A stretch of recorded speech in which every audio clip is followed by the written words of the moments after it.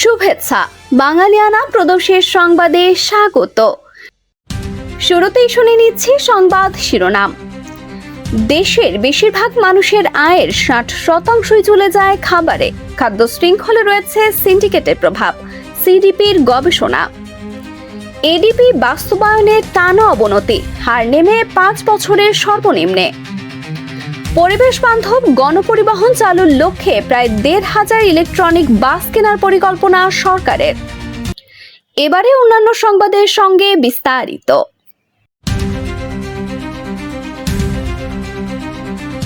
দেশের সাধারণ মানুষের উপার্জনের বড় একটি অংশ কেবল খাবার কিনতেই ব্যয় করতে হচ্ছে। বিশেষ করে নিম্ন আয়ের পরিবারগুলোর ক্ষেত্রে এই খরচের পরিমাণ মোটা আয়ের প্রায় 60% পৌঁছেছে। বৃহস্পতিবার 30 জুলাই মহাখালীর ব্রাক সেন্টারে আয়োজিত অনুষ্ঠানে the food price chain markets, margins and intermediaries in Bangladesh শীর্ষক গবেষণায় এসব তথ্য তুলে ধরে সেন্টার ফর পলিসি ডায়ালগ সিডিপি। সেমিনারে বাণিজ্য মন্ত্রী খন্দকার আব্দুল মুক্তাদির উপস্থিত ছিলেন। সিডিপির গবেষণায় বলা হয়, উচ্চ খাদ্য মূল্যস্ফীতির কারণে প্রকৃত আয় কমে যাওয়ায় সাধারণ মানুষ শিক্ষা এবং স্বাস্থ্যের মতো মৌলিক ব্যয় কাটছাঁট করতে বাধ্য হচ্ছে। খুচরা বাজারে দাম বৃদ্ধির পেছনে কেবল উৎপাদন খরচ নয়, বরং দীর্ঘ সরবরাহ শৃঙ্খলে মধ্যস্বত্বভোগী ফরিয়া এবং আড়তদারদের অন্যায্য আধিপত্য এবং অসাধু সিন্ডিকেটের কৃত্রিম প্রভাব রয়েছে। 10টি নিত্যপণ্যের শৃঙ্খল বিশ্লেষণে দেখা যায়, খামার থেকে খুচরা বাজার পর্যন্ত চালের দাম বাড়ে 100%, বেগুনে 72%, আলুতে 50% এবং কাঁচামরিচে সর্বোচ্চ 116% পর্যন্ত। দেশের প্রায় 30% মানুষ এখনো খাদ্য নিরাপত্তায় রয়েছে উল্লেখ করে বাজার ব্যবস্থাপনায় স্বচ্ছতা এবং প্রতিযোগিতা ফিরিয়ে আনার তাগিদ দিয়েছে সিডিপি।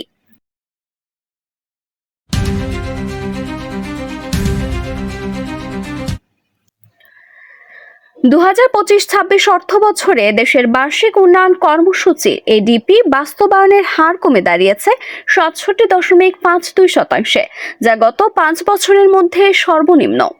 বৃহস্পতিবার 30 জুলাই পরিকল্পনা কমিশনের বাস্তবায়ন পরিবীক্ষণ এবং মূল্যায়ন বিভাগ IMED প্রকাশিত একটি প্রতিবেদন থেকে এই তথ্য জানা যায়। প্রতিবেদন অনুযায়ী সদ্য সমাপ্ত অর্থবছরে সংশোধিত এডিপির 1,41,071 কোটি 80 লাখ টাকা ব্যয় করেছে। এর আগে 2024-25 অর্থবছরে এই হার ছিল 68.18%। এর ফলে টানা দ্বিতীয় বছরের মতো এডিপি বাস্তবায়নে 70%-এর নিচে রইল। IMED-এর তথ্য মতে 2021-22 অর্থবছরে এডিপি বাস্তবায়নের হার সর্বোচ্চ ছিল 92.74%। এরপর থেকে টানা 5 বছর বাস্তবায়নের গতি ধারাবাহিকভাবে কমে সর্বনিম্ন পর্যায়ে নেমেছে।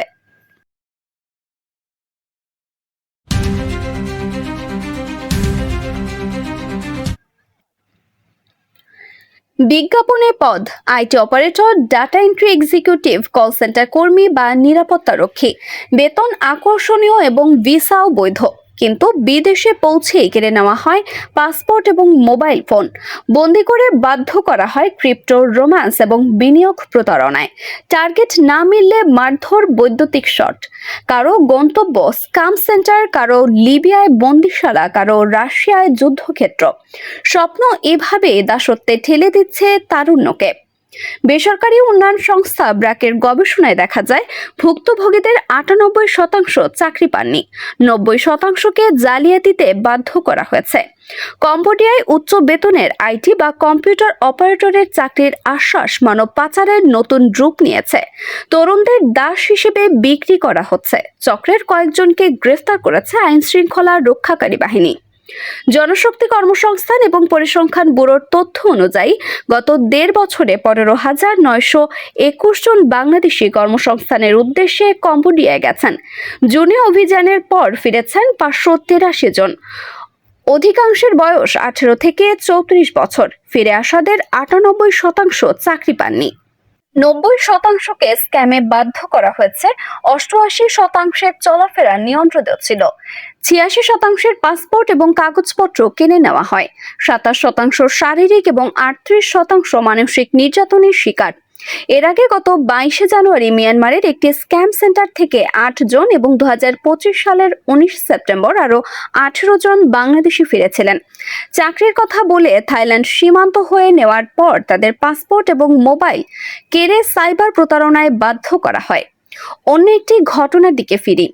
ভূমধ্য সাগরের বুকে ভাসছে ছোট্ট একটি নৌকা, আর তাতে গাদাগাদি করে বসে আছেন শতাধিক মানুষ, যাদের অনেকেই বাংলাদেশের তরুণ। লিবিয়ার উপকূল থেকে তারা রওনা হয়েছেন, লক্ষ্য ইউরোপে প্রবেশ। বছরের পর বছর ধরে এটি একটি পরিচিত চিত্র।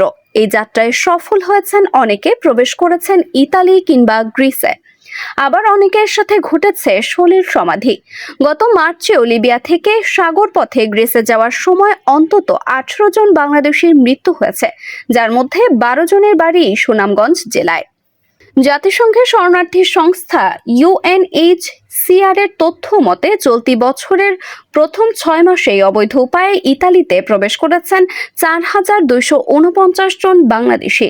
একই সময়ের মধ্যে লিবিয়া হয়ে সাগরপথে গ্রিসে পৌঁছেছেন আরও 3608 জন। প্রতি বছরই অবৈধভাবে বিদেশ যাওয়ার সময় অনেক তরুণ হারিয়ে যান সাগরের অতলে কিংবা দুর্গম জঙ্গলে।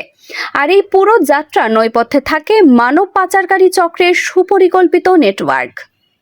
Global organised and crime index গত বছর জানিয়েছিল বাংলাদেশে মানব পাচারই সবচেয়ে বড় আন্তঃসীমান্ত অপরাধ।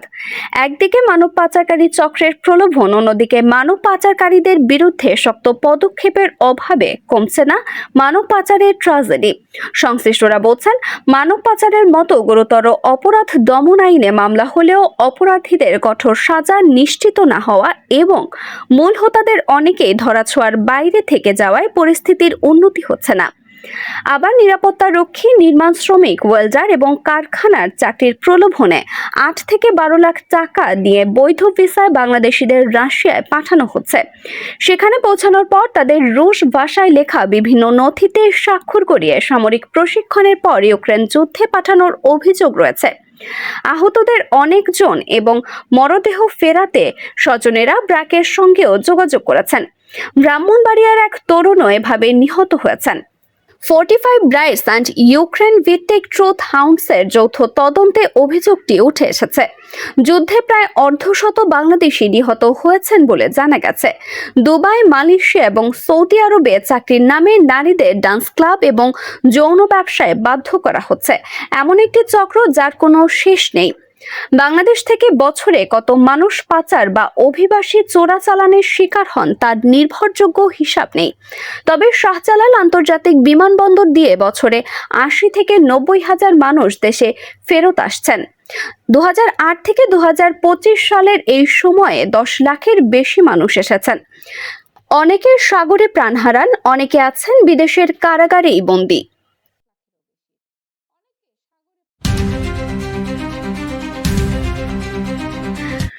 রাজধানী সহ দেশের বিভিন্ন শহরে পরিবেশ বান্ধব গণপরিবহন চালুর লক্ষ্যে প্রায় 1,500 ইলেকট্রনিক বাস কেনার পরিকল্পনা নিয়েছে সরকার। এজন্য রাষ্ট্রীয় সংস্থা বাংলাদেশ সড়ক পরিবহন কর্পোরেশন BRTC এবং ঢাকা পরিবহন সমন্বয় কর্তৃপক্ষ DTCA পৃথক কয়েকটি প্রকল্প হাতে নিয়েছে। প্রকল্পগুলোর পরিকল্পনা কমিশনের অনুমোদন সহ বিভিন্ন প্রক্রিয়া এখনো চলমান। তবে আগামী ডিসেম্বর থেকে দেশে ইলেকট্রনিক বাস আসা শুরু করবে বলে জানানো হয়েছে।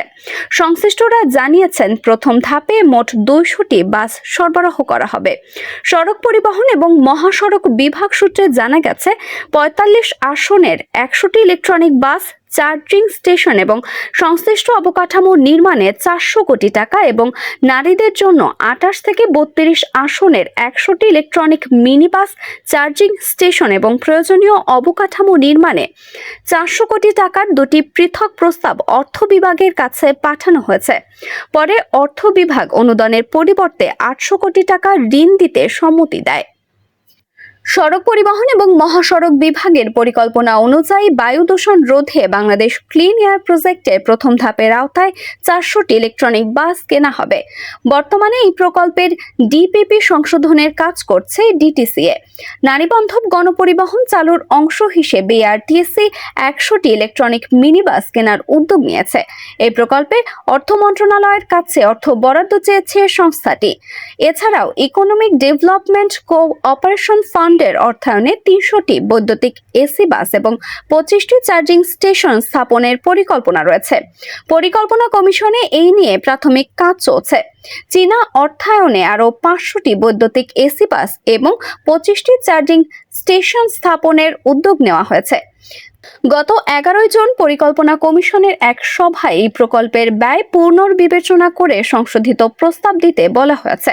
সরকারি অর্থায়নে একটি পাইলট প্রকল্পের আওতায় আরও 12টি ইলেকট্রনিক বাস কেনা, চার্জিং স্টেশন স্থাপন এবং প্রয়োজনীয় অবকাঠামো নির্মাণের উদ্যোগ নিয়েছে বিআরটিসি। সব মিলিয়ে ডিটিসিএ এবং বিআরটিসি বিভিন্ন প্রকল্পের আওতায় 1412টি ইলেকট্রনিক বাস সংগ্রহের পরিকল্পনা নেওয়া হয়েছে। প্রকল্পগুলো বাস্তবায়িত হলে দেশে পরিবেশ বান্ধব গণপরিবহনের সংখ্যা উল্লেখযোগ্যভাবে বাড়বে এবং নগরাঞ্চলে যানবাহনের কার্বন নিঃসরণ কমাতে গুরুত্বপূর্ণ ভূমিকা রাখবে বলে মনে করছে সংশ্লিষ্টরা।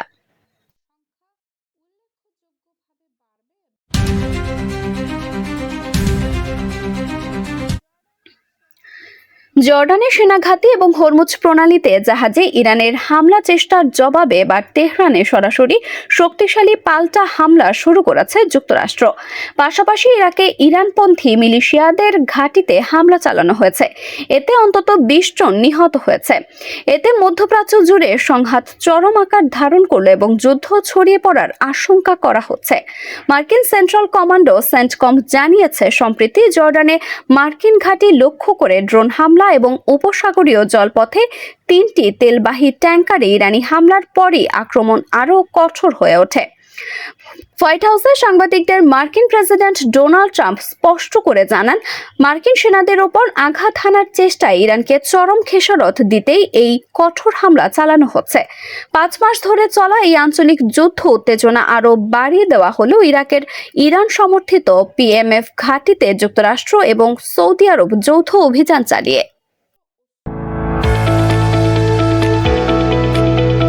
এবারে শুনে নিচ্ছি বাঙালিয়ানা বাণিজ্যের সংবাদ।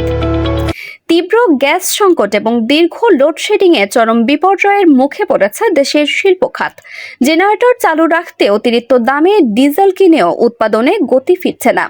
ঢাকা, গাজীপুর, সাভার এবং নারায়ণগঞ্জের পোশাক, টেক্সটাইল, সিরামিক এবং ইস্পাত কারখানার উৎপাদন সক্ষমতা 20 থেকে 25% নেমে এসেছে। সাভারের স্প্রিং এবং বিটিএমএ সূত্রে জানা গেছে, অনুমোদিত প্রেসার না পাওয়ায় এবং অনিয়মিত বিদ্যুৎ সরবরাহের কারণে দৈনিক কোটি টাকার ক্ষতি হচ্ছে।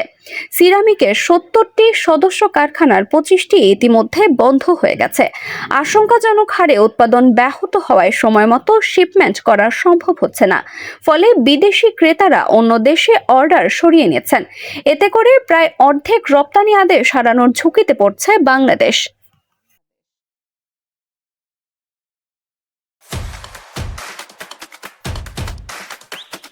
এবারে শুনে নিচ্ছি বাঙালিয়ানা ক্রীড়া সংবাদ।